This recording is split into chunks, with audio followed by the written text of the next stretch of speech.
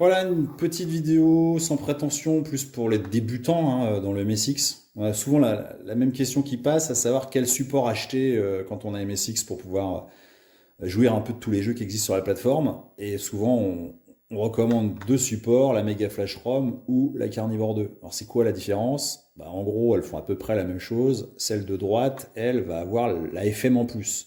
Donc c'est des cartouches qui permettent du stockage, donc celle-ci sur une carte micro SD, celle-ci sur une compact flash.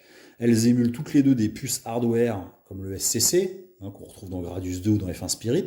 Donc si vous n'avez pas ça, vous n'aurez pas toutes les voix. Mais il y a certains jeux aussi qui utilisent la FM. Et donc cette cartouche-là, on n'en est pas pourvu. Celle-ci émule également la FM. Donc en gros, si vous avez un MSX2 Plus ou un Turbo R par exemple, qui ont déjà la FM intégrée, bah, j'ai envie de dire que ça suffira largement et c'est même très très bien. Et puis ceux qui ont un MSX2 plus classique, bah moi je conseille celle-ci puisque ça vous évitera d'acheter une FM pack pour jouer notamment à l'Est dans de bonnes conditions. Alors une fois qu'on a ça, on va regarder un peu comment ça fonctionne.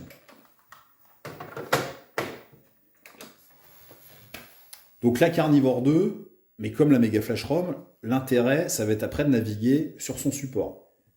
Naviguer sur son support, le DOS c'est sympa, le MSX DOS, mais c'est quand même un peu limité. Donc il existe un OS qui est gratuit, qui s'appelle Multiment, qui a été fait par un japonais. Ça fait longtemps qu'il n'a pas été mis à jour, mais bon, il fait le taf. Et voilà, il s'affiche. Voilà, là ça va permettre... Alors, les vieux MSXiens utilisent tous ça, voilà, donc... moi, je vous recommande de l'installer sur votre carte, c'est vachement pratique. Et ensuite, il va nous falloir un launcher de jeu, hein. Et là, je ne saurais vous recommander Sofarun, Cocorico, qui en plus est fait par un Français. Donc Loutrax, qui en plus d'être un codeur assez génial, puisque son logiciel est vraiment super, enfin sa suite logicielle, puisque Sofarun, Sofarum, Sofarunit, euh, donc est français. Donc Sofarun, pour moi, ça engage que moi, hein, l'intérêt principal, c'est pouvoir aller naviguer dans un point zip pour pouvoir afficher les noms longs. Je m'explique. Moi, tous mes jeux sont dans deux fichiers, rom.zip ou dsk.zip. Imaginons que vous avez 300, 400, 500, 1000 ROM à mettre sur votre carte.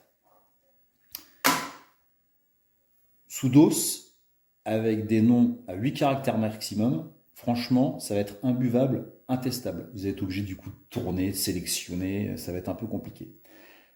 Le parti pris de Loutrax, c'est de se dire, si je mets tous ces jeux dans un point zip, ben moi je vais développer une fonction dans le MSX qui me permettra d'ouvrir le point zip, d'aller naviguer, de voir ce qu'il y a dedans. Et en gros, du coup, de voir les fichiers. Donc là, si je clique sur...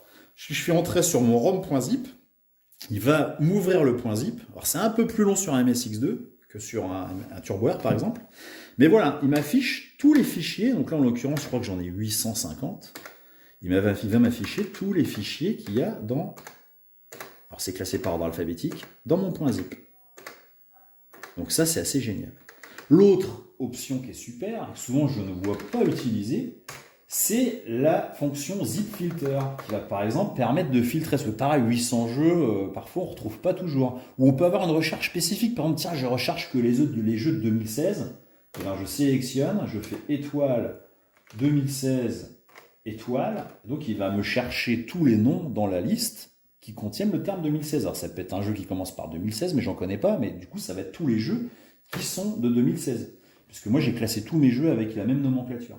Je refais Escape, alors là pareil, il remouline dans notre fichier zip. Donc pareil, toujours un peu long sur un MSX2, mais sur un Turbo R c'est quasi instantané. Ou sur un One Chip MSX ou un ZMX ou un SX, c'est pareil, c'est super rapide parce que ça a été optimisé.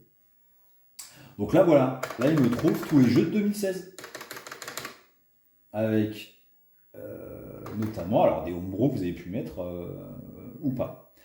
Voilà, on va en lancer un par exemple. L'autre intérêt, alors par exemple, ouais, celui-ci je suis pas sûr qu'il passe parce que c'est un mapper un peu particulier. On va revenir sur le support normal. Donc c'est hyper pratique, clairement c'est hyper pratique. C'est pas hyper rapide, surtout sur un MSX2, mais bon, globalement, le but c'est pas non plus de lancer 15 000 jeux à la minute, hein. Donc ça fait le café, comme on dit. Voilà. Ah ouais, alors non, effectivement, il faut que je lui enlève le zip filter parce que sinon, il me ressort.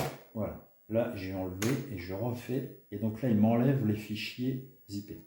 Donc ça, c'est vraiment une option que souvent je vois peu utiliser et qui est vachement pratique. Alors, on va naviguer, on va aller chercher du classique, tiens, avec une puce SCC, parce qu'au moins on verra que ça marche. Nemesis 2 par exemple, du classique. Donc là, je vais à droite, hein, et je tourne mes pages en fait. H, J, K, L, M, N, puis voilà. Voilà, Nemesis 2. Alors, on va le mettre dans une version que je n'ai pas déjà utilisée, parce que je vais vous montrer qu'en fait, il va le dézipper une fois, et une fois que vous avez déjà lancé le jeu, il ne va pas le redézipper. Donc, on va prendre volontairement une version de loser, la version God Mode. Donc là, en fait, qu'est-ce que fait Sofa Run? Il va décompresser le jeu qu'on a sélectionné, on le voit là, la phase de décompression, il le met dans un fichier temporaire, et ensuite, il va l'exécuter. Si on resélectionne ce jeu-là une fois future, il ne le redézippera pas, il ira rechercher dans le fichier temporaire et il exécutera le jeu, ce qui fait qu'on gagne du temps. Mais bon, je voulais vous montrer cette étape-là. Donc une fois qu'il a dézippé, il le lance. Alors il va l'examiner. Donc là c'est SofaROM, c'est le logiciel qui lance les ROM. Il nous dit que c'est un mapper Konami SCC, puisqu'il y a une puce SCC. Et ensuite il l'envoie dans la carnivore et il nous dit je suis prêt, faites espace. Et là on lance notre jeu, c'est parti. Et on entend bien la puce SCC qui est émulée. Voilà ce que je voulais vous montrer sur l'utilisation que certains nouveaux ne connaissent pas forcément.